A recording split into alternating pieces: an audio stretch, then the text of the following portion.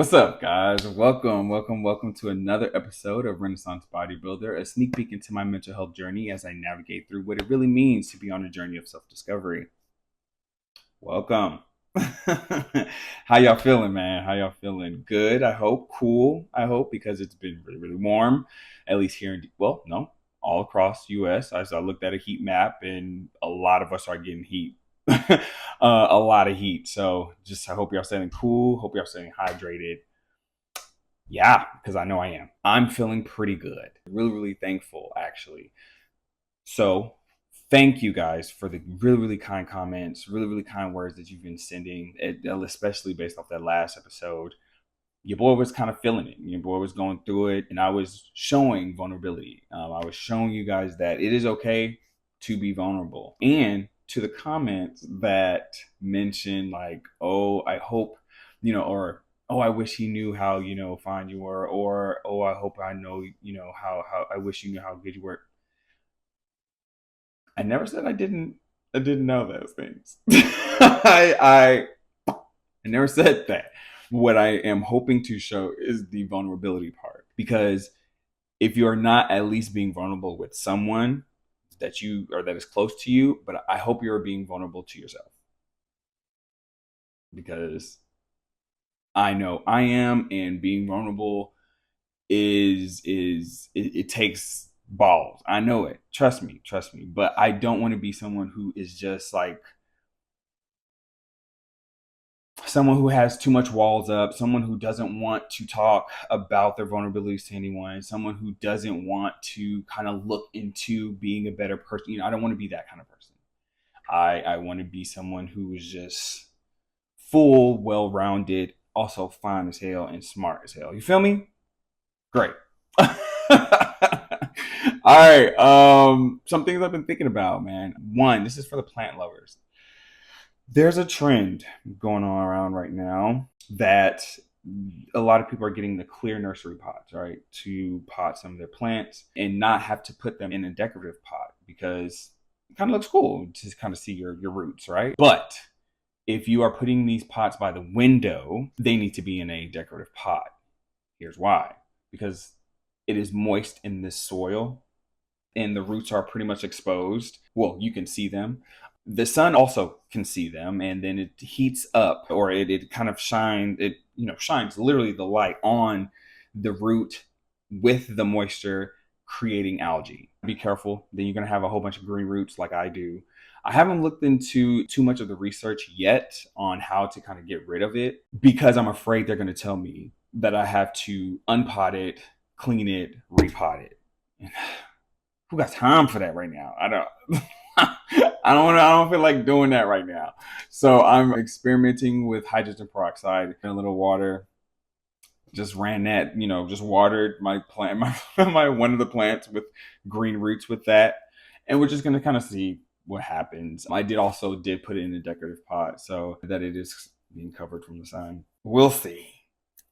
TBD. Another thing that I've been also thinking about is, as I am on this journey, right, I'm also identifying things that I want to change the meaning of, because I want to, because it's my life, right? So one of them being multitasking. I don't believe there's a thing called multitasking. I don't think I don't think anybody can multitask. I think it's called task switching. It's task switching. Wow, say that 3 times fast. Because that's what it is. Say you're doing task A, task B. Task A takes 5 steps. Task B takes 2. So you go just back and forth. Basically, you do step 1 over here, step 1 over here. You do step 2 over here, step 2 over here, step 3 over here. This one's done. So you're just like, oh, let me start another task. Step 1, step 4, step 2, step 5, step 3. And then you're just like, oh, let me do it. So then you're just literally doing steps of each task, no matter the speed. But to me, moving forward, multitasking is being cut out of my library. Another thing, practice makes perfect. If we are going around here saying there's no such thing as perfect, I feel like we should apply that everywhere. Also here. So it is practice makes improvement or practice makes better. Whichever one, that's what I'm using because that's what it does. Oh man. So yeah, overall, I'm feeling great. But just one thing. I'm also in a time of reclaiming things. Talking about the breakup. Like reclaiming days, reclaiming songs, pictures, moments as mine and as something that I can cherish. I'm trying to change the negative connotations that I actually put on it myself because of the rage, hate, disappointment, sadness of the whole thing. For instance, Juneteenth is also our anniversary day. Wow, crazy, right? But I'm now cutting out, obviously, the anniversary part and really, really celebrating the freedom of slaves on this day. And that's it. And yeah, there's also like a couple songs that it was just like, man, this songs remind me of, him or a moment. Taking all that back because those were actually great songs. Oh man. All right, moving right along. Let's talk about 3 affirmations that I found favorable this week. I love being myself. Yeah. This one hit me hard actually today because I'm really, really enjoying not only finding out who I am really, but I'm also loving who I am really. Even my weaknesses, I love them because one, I can also improve on them. I don't have to keep them as a weakness. You know what I mean? Crazy. The next one, I foster calm energy in my mind, body, and spirit. This one is also another one that literally that's all I want in life. Just calm, cool, collect energy around me. You feel me? And if I want it around me, I need to exude that energy to then now invite more of that energy in. Come on, connect the pieces, baby. So yeah, that one definitely hit me. Actually, I'm gonna go ahead and put that one up on my mirror. And then the final one, I make my decisions from a place of peace. This one is also a good one but I'm also practicing on because I am still, human and we all make decisions just whatever. No matter how you feel. But yeah, I'm practicing and doing more of the wait, let me take a beat or take a moment and then I'll come back type moments for myself. For sure, for sure. And I need to do that more, especially even at work. I tend to get flustered and then feel like I have to like talk really fast or feel like I have to find the answer really fast and then I kind of make mistakes here and there. No, no, no, no, no. It's not that deep. Chill. So I'm telling myself chill a lot of times. let's move right on to what this show is about. We are identifying strengths and weaknesses in the spirit of all of this journey that we're doing, all of this self-love, self-healing that we're doing. Let's go ahead and identify some strengths and weaknesses so we can see the areas that we need improvements on, right? Cool. But first, before we do that, why is it important?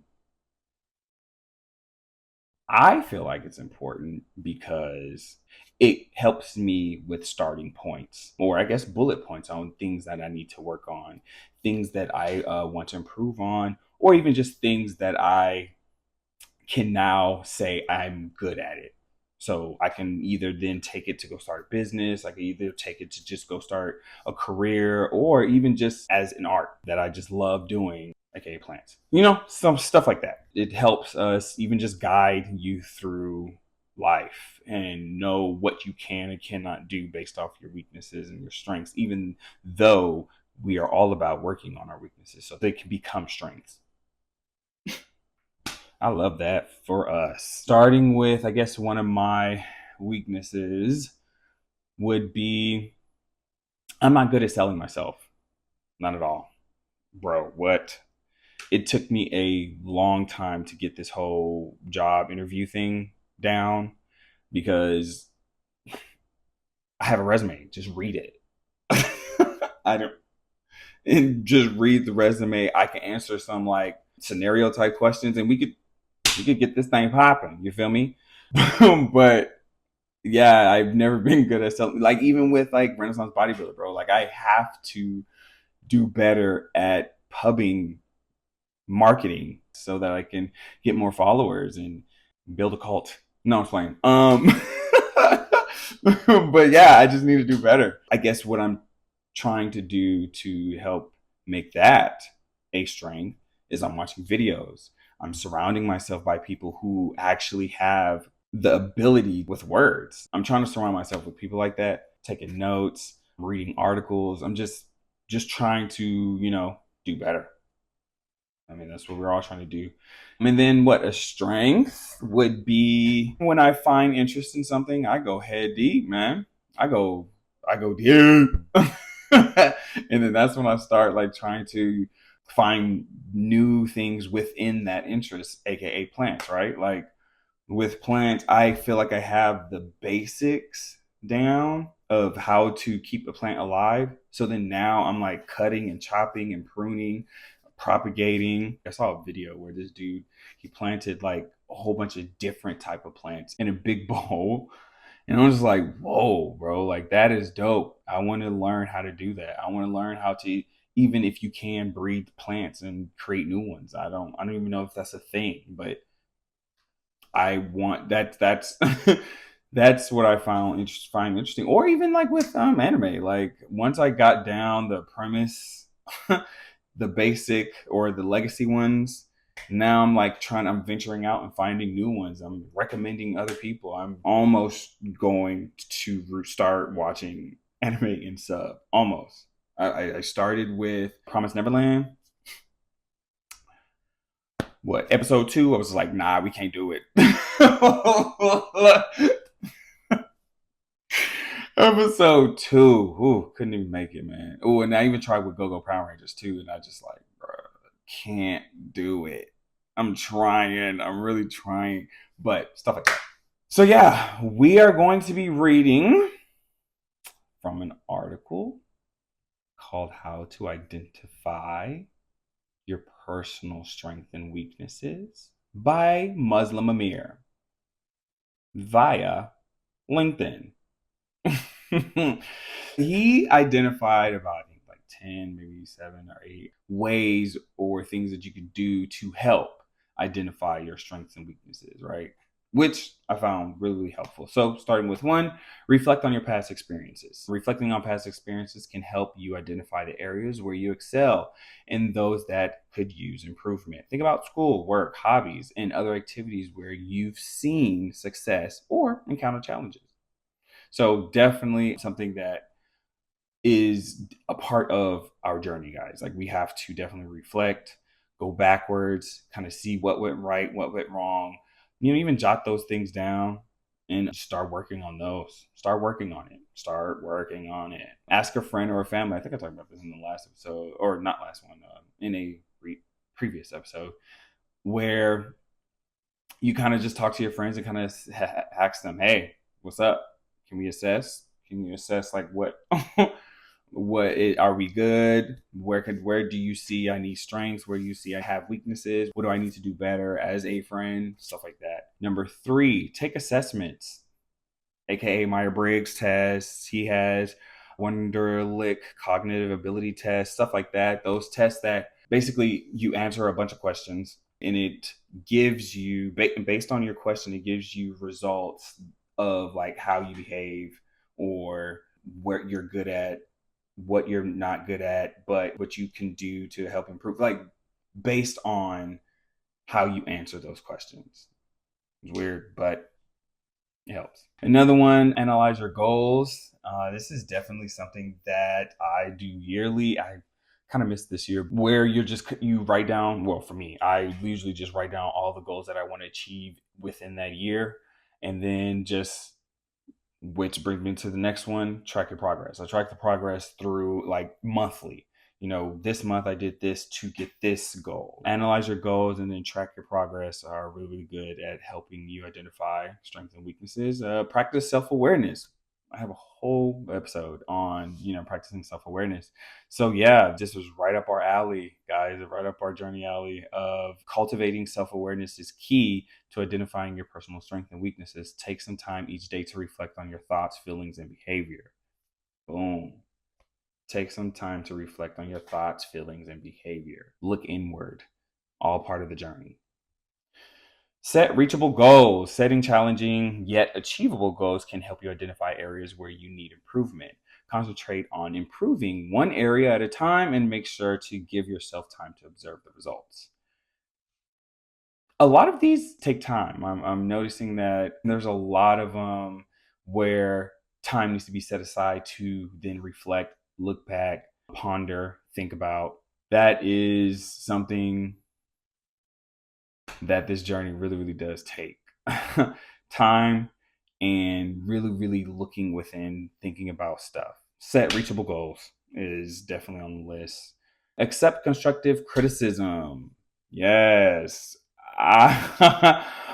Learning to accept and incorporate constructive criticism is a critical step in becoming more self-aware. Ask for feedback from others, then take some time to think about, there go that think again, about it before responding. Yeah, constructive criticism is something that I guess I've been good at it, or I've been good at hiding it.